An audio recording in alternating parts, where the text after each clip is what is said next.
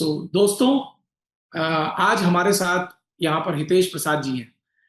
ये मेडिजी के 1 year classroom foundation course इन्होंने भोपाल सेंटर से किया है। और उसके बाद टेस्ट सीरीज, हर चीज, कोई ऐसा प्रोग्राम नहीं है मेडिजी का जो इन्होंने मिस किया हो। तो हर चीज में इन्होंने बहुत अच्छा किया। और इस साल इनकी मैकेनिकल इंजीनियरिंग में गेट में 27th रैंक और गेट एक्सी से 33 रैंक है। देखिए, दोनों ही रैंक बहुत तोड़ू रैंक है। Such a awesome performance. तो first of all, I congratulate you Hitesh. Thank you बहुत सर। बहुत to you and your family. यार, जिन जिन लोगों ने आपको गाइड किया, पूरा मेड इजी, वो भी समस्त परिवार को मैं बहुत बहुत मुबारक देता हूँ। क्योंकि देखिए, हम लोगों की लाइफ में यही खुशी होती है कि जब हमारे पढ़ाए हुए बच्चे बिल्कुल सही रास्ते पे जाके और बहुत अच्छा परफॉर्म करते हैं। तो once again many many congratulation. तो thank you very much. Hitesh, अब हम लोग अपना एक फॉर्मल डिस्कशन स्टार्ट करते हैं, यस जिससे हमारे अपकमिंग स्टूडेंट्स जो इन वीडियोस को देखेंगे वो भी एक प्रॉपर गाइडेंस में आ पाएंगे कि क्या हमें करना होता है इतनी अच्छी रैंक लाने के लिए। बिकॉज ये तो ऑसम रैंक है। मतलब such level of the performance can be only attain by dedicated hard work, dedicated guidance, object oriented work, systematic planning, time management, everything plays a very important role, revision strategy, everything plays a very important role. तो हितेश, पहले मैं आपसे एक basic summary चाहता हूँ कि जो एक साल आपने मेडिसी में फाउंडेशन कोर्स किया, ईएससी प्लस गेट, बहुत अच्छा कोर्स आपने किया, सब कुछ कवर हो जाए, ईएससी प्लस गेट। आपकी पूरे साल की जर्नी कैसी रही और क्या क्या आपने इन बिटवीन अपने अंदर इसमें इंप्रूवमेंट्स लाए? जर्नी के वो कौन कौन से फेजेस थे जिन्होंने फोर्स किया आपको कहीं ना कहीं इंप्रूव करने के लिए? Yes sir. सर सबसे पहले तो मैं थैंक्स बोलना चाहूँगा मेडिजी टीम को कि मुझे ये अपॉर्चुनिटी दिया टॉपर स्टॉक के लिए। सर मेरा जो ये मेडिजी में इनरोलमेंट था वो मेरे भैया हैं, एक कजिन है, उनने 2017 में मेडिजी के थ्रू ही किया था। तो उनने रिफर किया था कि ऑफलाइन आप करिए क्योंकि ऑफलाइन जो है उसमें एक डेडिकेशन और एक कंसिस्टेंसी रहेगी। तो मैंने जनवरी में ज्वाइन किया था। जनवरी में ज्वाइन करने के बाद डेली क्लासेस का था और कॉलेज का फाइनल ईयर था, तो थोड़ा स्टार्टिंग में इशू था कि सुबह क्लासेस एंड देन फिर उसके बाद कॉलेज क्लासेस एंड देन ये। पर पेरेंट्स और घर का सपोर्ट काफी रहा कि आप जाओ। कभी कभी आलस भी आता था कि नहीं आज मिस कर देते हैं ऐसे ऐसे करके, बट टीचर्स ने वो मिस बिल्कुल नहीं करना है क्लास को, क्योंकि अगर एक क्लास भी छूटी तो वो पूरे साल कवर कर ही नहीं पाओगे।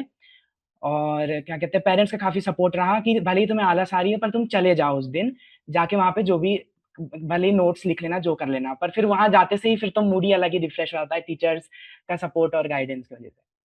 और 4 घंटे, 5 घंटे, 6 घंटे क्लास में ऐसे निकल बस जाते हैं निकल कि पता नहीं चलता। Yes sir, yes sir. हाँ, बहुत बहुत बढ़िया बात हितेश आपने बोली है। मतलब ऑनलाइन में जो बच्चे को अपना डिसिप्लिन, डेकोरम खुद मेंटेन करना पड़ता है, ऑफलाइन में वो 4-5 घंटे की क्लास ऐसे निकल जाती है कि जैसे अभी आधा घंटा ही हुआ है। Yes sir, yes sir. तो क्लास का इकोसिस्टम एक अलग इकोसिस्टम होता है, और उस इकोसिस्टम का स्टूडेंट्स हमारे एडवांटेज उठाते हैं। तो आपने बहुत अच्छा किया कि आप अगर ऑफलाइन कर सकते थे और आप ऑफलाइन मोड पे आए, आपने वो परिश्रम, देखिए उसी परिश्रम का तो ये रिजल्ट है, उसी परिश्रम का। यस तो हितेश, मेरा जो दूसरा क्वेश्चन इसी के साथ वो था कि बीच में कौन कौन से ऐसे फेजेस आए जहां पर आपने अपने आप में देखा कि नहीं, यहाँ पर मुझे कमी है, इस चीज को मुझे इंप्रूव करना है? क्योंकि एक साल की जो जर्नी थी प्रिपरेशन की, वो बहुत बड़ी जर्नी थी। तो उसमें कई जगह आपको ऐसा लगा होगा कि नहीं, मैं ये चीज गलत कर रहा हूँ, मुझे इसको इस तरह से इंप्रूव करना है। तो let us highlight those things कि वो क्या थे। सर, जब मैंने जनवरी में स्टार्ट किया था तब क्या कहते हैं, जैसे फर्स्ट क्लास जो थी वो एप्टीट्यूड की लगी थी। Aptitude and then maths and then fluid mechanics हुआ था। Okay. Sir I am audible? हाँ जी, तो ऑडिबल। सर जब वो ज्वाइन किया था तब मैं क्लास करता तो था, पर रिवीजन जो स्ट्रेटेजी थी वो मेरी उतनी अच्छी थी नहीं। फिर उसके बाद जब वापस से क्लासेस लगी, मटेरियल साइंस आपकी क्लास आई, तब पता चला डेली रिवीजन एक क्राइटेरिया बनाना बहुत जरूरी है, वरना सब्जेक्ट जाते जाएंगे और फिर कभी कवर नहीं हो पाएंगे। तो फिर मैंने डेली रिवीजन का ट्राई किया, चाहे 10 बजे घर आ रहे हो, कितने बजे भी घर आ रहे हो, पर daily revision is very important. जो ये सर मैंने ने क्लास जिस में आपको हाईलाइट किया था इन चीजों को बहुत बार, यस कि सर, ऐसे नहीं पढ़ना है कि आगे आगे का पाठ, पीछे पीछे सपाट। तो यस सर, आगे यस सर। आगे आपने पढ़ते जाना है। हाँ। यस सर, आपने जैसे थ्योरी मशीन की क्लासेस थी तो आप बोलते थे कि वर्कबुक उसी समय कर ही लो। बहुत फोर्स किया था सर आपने कि वर्कबुक कर ही लो उसी समय, जितने भी बाद में नहीं हो पाएंगे। उसकी वजह से मैंने बिल्कुल उसी समय, जैसे ही सब्जेक्ट खत्म होते होते से पहले ही वर्कबुक सब कंप्लीट कर लिया था। उसका बहुत फायदा हुआ था, पीवाईक्यूज करने के लिए भी टाइम मिल गया था फिर। और इस चीज को आपने आगे भी कंटिन्यू किया होगा यस सर, यस सभी सर। कोर्सेज में। तो देखो दोस्तों, होता क्या है ना, प्रिपरेशन की एक जर्नी होती है। जो भी हमारे व्यूअर्स इस वीडियो को देख रहे हैं या आगे देखेंगे, उनके लिए मैं एक बात कहना चाहता हूं कि हमें कोई भी काम अगर हम गलत कर रहे हैं, हमारी रिवीजन स्ट्रैटेजी में कोई गलती है, या हमारी किसी और स्ट्रैटेजी में कोई गलती है, या हम वर्कबुक की प्रैक्टिस साथ साथ नहीं कर रहे हैं, हम सोच रहे हैं बाद में लगा लेंगे, तो ये गलती को जल्दी से जल्दी पता होना बहुत जरूरी है, क्योंकि जब ये पता हो जाती है तो फिर मैं आगे आने वाले जितने भी कोर्सेज होते हैं उनमें गलती नहीं होती है। And it's a very long journey. Yes sir. आप 2 कोर्सेज में की गई गलती तो आगे संभाल सकते हैं, लेकिन आप 10 कोर्सेज की गलती उस साल नहीं संभाल पाएंगे, क्योंकि उतना समय नहीं बचेगा आपके पास। तो दोस्तों, ये एक बहुत इंपॉर्टेंट पॉइंट था कि हम लोगों को साथ साथ प्रिपरेशन में एक एक चीज को मैनेज करके चलना है। सर एक और पॉइंट मैं यहाँ पे बोलना चाहता हूँ कि सर जो मेडिजी के टीचर्स और नॉन टीचिंग फैकल्टी जो थी उनका भी बहुत सपोर्ट रहा था। जैसे मेरी कॉलेज क्लासेस रहती थी, तो हम्म, उनको अगर बोल दे कि हम कंफर्टेबल नहीं है इस टाइमिंग्स में और ऐसा करके, तो वो उस हिसाब से शेड्यूलिंग कर देते थे। वो कोई भी सब्जेक्ट हो, कोई भी टीचर हो, बिल्कुल एकदम सपोर्ट थे, कंफर्टेबल करके रखा था उन्होंने। Yes yes yes. और अगर कोई आपका एक आध कहीं लेक्चर मिस भी हो गया है तो वो कोशिश उसकी करते हैं रिकॉर्डिंग। कहीं ना कहीं उसका बैकअप आपको मिल जाए, वो लेक्चर आपका हर्डल ना बने आगे के लेक्चर्स को समझने के लिए। तो ये या सब सर उसकी रिकॉर्डिंग मिल जाती थी। हाँ, मिल जाती थी। तो ये सब ब्यूटी जो है वो एक मतलब under a roof made easy family, जो पूरा ग्रुप एज अ फैमिली बन के काम कर रहे हैं, तो वो जब तक सबका योगदान उसमें नहीं होगा तब तक इस तरह का एडवांटेज बच्चों को नहीं हो सकता। तो इसी वजह से हम लोग इस चीज को कोशिश करते हैं कि हर डायमेंशन मेड इजी में एवरी कॉर्नर स्टूडेंट के सपोर्ट में सबसे आगे अग्रसर रहे, और वो कहीं ना कहीं आपकी प्रॉब्लम को देन एंड देयर रिजॉल्व करेगी, जिससे टाइम वेस्ट ना हो। क्योंकि आपकी की हुई प्रॉब्लम, आपकी कही हुई प्रॉब्लम अगर एक हफ्ता लग जाता है रिजॉल्व करने में तो टाइम वेस्ट होता है बच्चों का। तो हम लोग की कोशिश होती है देन एंड देयर रिजॉल्व हो, उसी मोमेंट पे रिजॉल्व हो, जितना फास्ट हो सकता है विद इन अ डे और टू। तो हितेश, अब मैं आपसे आता हूं कि आपके फेवरेट कोर्सेज क्या थे? किन किन कोर्सेज में आपको सर सबसे ज्यादा अच्छा लगता था और आपको उस पर ज्यादा मेहनत नहीं करनी पड़ी, कम मेहनत से काम चल गया? क्या फेवरेट कोर्सेज रहे? सर जैसे आपका थ्योरी ऑफ मशीन्स है, उनकी उसकी क्लासेस तो बहुत बढ़िया से की थी, एक भी क्लास मिस नहीं की थी। Great. और बंसल सर का आरएसी है, वो तो उसमें तो मजा ही आ गया था उनसे पढ़ने में तो। अच्छा। और पाठक सर का एफएम है, ये सब जो कोर सब्जेक्ट्स है इसमें। ये बड़े कोर सब्जेक्ट हैं जिनके नाम लिए आपने लिए, बहुत ही कोर सब्जेक्ट्स हैं। तो इन सब्जेक्ट्स में आपने बड़ी अच्छी सी कमांड करी। गेट का पेपर जिस मोमेंट पे आप दे रहे थे, उस मोमेंट पे क्या आपको कोई यस सर। फील हो रहा था क्वेश्चंस को पढ़ते समय कि कुछ स्ट्रेस है दिमाग में, या स्ट्रेस ज्यादा हो रहा है, या क्वेश्चंस डिफरेंट लेवल पे हैं? क्या फील हुआ उस समय? सर मेरी स्ट्रेटेजी तो यही थी, मैं टेस्ट सीरीज भी ऐसे ही देता था कि स्टार्टिंग से ही 1 से लेकर के उसी में ही करता हूँ। अगर बाय चांस कोई टफ आ गया तो उसको स्किप करके आगे बढ़ जाओ, लोड नहीं लेना है, ओके स्ट्रेस नहीं ओके। लेना है। सर ऐसा कुछ भी नहीं लग रहा था वहां पे।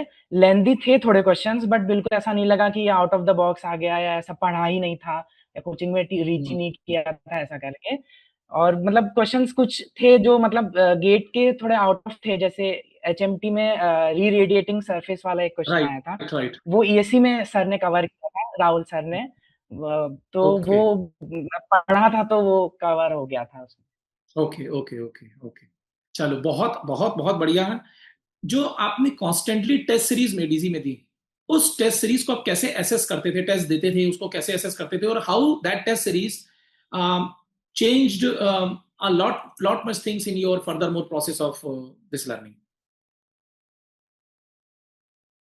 सर टेस्ट सीरीज का ऐसा था कि जैसे गेट में जितना इतना सा वो स्क्रिबल पैड मिलता है, उतना सा ही स्क्रिबल पैड लेके और टाइमिंग 3 to 5 जो आफ्टरनून सेशन था वैसे ही लेके एकदम फुल उसी टाइप से फॉलो किया था और उसी को उसी में दिया।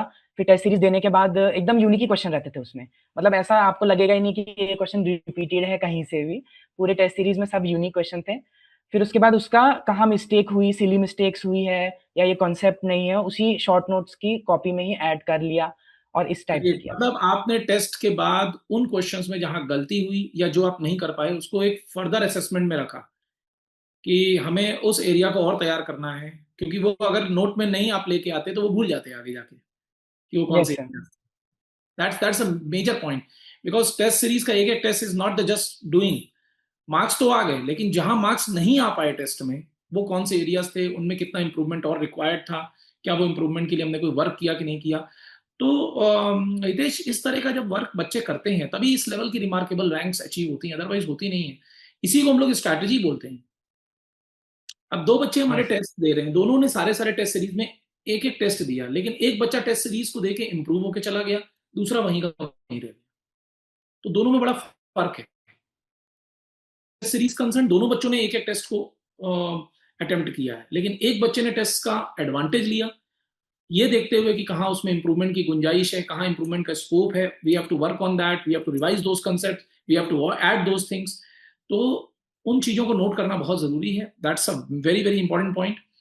और हमारे अपकमिंग जो स्टूडेंट्स आने वाले हैं, जो अब अगले साल की प्रिपरेशन में लग गए हैं, उनको क्या गाइडेंस देना चाहते हो आपकी, मतलब कौन सी वो गलती है कि वो ना करें, डूज एंड डोंट्स क्या होने चाहिए उनके लिए? सर सबसे पहले तो टेस्ट सीरीज पे ही बोलना है कि टेस्ट सीरीज जो है जितना जल्दी हो सके उसको स्टार्ट कर दीजिए, पार्ट सिलेबस चाहे सब्जेक्ट वाइज हो, जितने भी जल्दी स्टार्ट हो सके, ताकि आपको अपनी मिस्टेक्स समझ आ जाए। ग्रेट। और सबसे बेस्ट तो है कि आप मेडिजी ऑफलाइन कोर्स ही ज्वाइन ही कर लीजिए, हाँ, क्योंकि इफ उसमें पॉसिबल, अगर बच्चे के लिए बिल्कुल पॉसिबल है तो वो ऑफलाइन मोड पे जरूर आए, बिकॉज वहां पर उसको डिसिप्लिन और सिंसियरिटी मेडिजी का इकोसिस्टम मेंटेन कर देता है, जो घर पे मेंटेन करना वाकई में बहुत डिफिकल्ट होता है। Yes sir. सर सिर्फ क्लास के नोट्स ही सफिशिएंट थे, मेरे को तो और टाइम भी नहीं मिला था, सिर्फ क्लास के सफिशिएंट के नोट्स और जो सर ने बोला था वर्कबुक और पीवाईक्यूज, बस इतना ही मोर देन सफिशिएंट है तो टू ये सारे पॉइंट हैं जो व्यूअर्स हमारे देख रहे हैं, इन पॉइंट्स को नोट करिए। टेस्ट सीरीज को जल्दी से जल्दी स्टार्ट करना है, as far as your syllabus is finished, जिस कोर्स का सिलेबस फिनिश हो जाए उसके पार्ट सिलेबस टेस्ट स्टार्ट कर दीजिए। फुल सिलेबस टेस्ट तो ठीक है बाद में होगा, लेकिन पार्ट सिलेबस टेस्ट को साथ साथ चलाते हुए चलना है जब टेस्ट सीरीज आ जाए। दूसरा पॉइंट, सिंसियरिटी मेंटेन करनी है, डिसिप्लिन मेंटेन करना है। तीसरा पॉइंट जो इन्होंने हाईलाइट किया हितेश ने, कि आपको अगर पॉसिबल है और कहीं से कोई रुकावट नहीं है तो आप ऑफलाइन मोड पे आए। अगर वाकई में आपको लगता है कि नहीं हमको मेडिसी की गाइडेंस लेनी है और हम ऑफलाइन मोड पे नहीं जा सकते because of certain constraints and बहुत हैवी रिस्ट्रिक्शंस, कुछ ऐसे कंस्ट्रेंट्स हैं जो ओवरकम नहीं हो सकते, तो आप ऑनलाइन मोड पे आए। क्योंकि देखिए as far as Made Easy is there, offline and online both teaching is same, same faculties are there, same course is running, same on the board is running, तो हमारी क्वालिटी सेम है। लेकिन आपका जहां डिसिप्लिन मेंटेन करने की बात आती है बच्चों, वहां पर ऑफलाइन मोड पे मेडीजी का इकोसिस्टम बहुत इंपॉर्टेंट रोल प्ले करता है। आप क्लास के अंदर बैठे होते हैं, वहीं से डिसिप्लिन मेंटेन हो जाता है। लेकिन एज फार एज आप ऑनलाइन मोड पे रहेंगे तो आपको खुद से वो मेंटेन करना पड़ेगा, तो फिर आपको सेल्फ मोटिवेशन की बहुत जरूरत है। तो एक ये पॉइंट इन्होंने बहुत हाईलाइट किया। Any other thing Hitesh if you want to add? Sir बस यही चीज थी। और सर टीचर्स बहुत ज्यादा सपोर्टिव थे, क्लास के मिडल में भी कुछ डाउट पूछ लो, आफ्टर बिफोर कभी भी आपको मैसेज कर दो क्लास, तब बिल्कुल सपोर्टेड थे सब।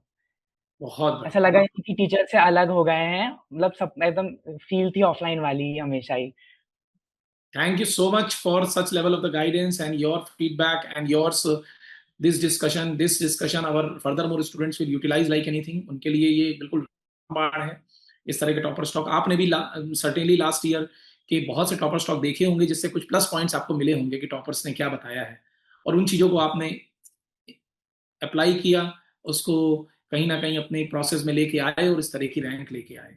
चलो फिर भी मैं Hitesh, god bless you once thank again, congratulation, but sky is the limit, अभी रुकना नहीं है। इंजीनियरिंग सर्विसेज यू। का एग्जाम है, आगे सिविल सर्विसेज है, तो जहां तक जा सकते हो वहां तक रुकना है, राइट? अभी रुकना नहीं है, sky is the limit, right?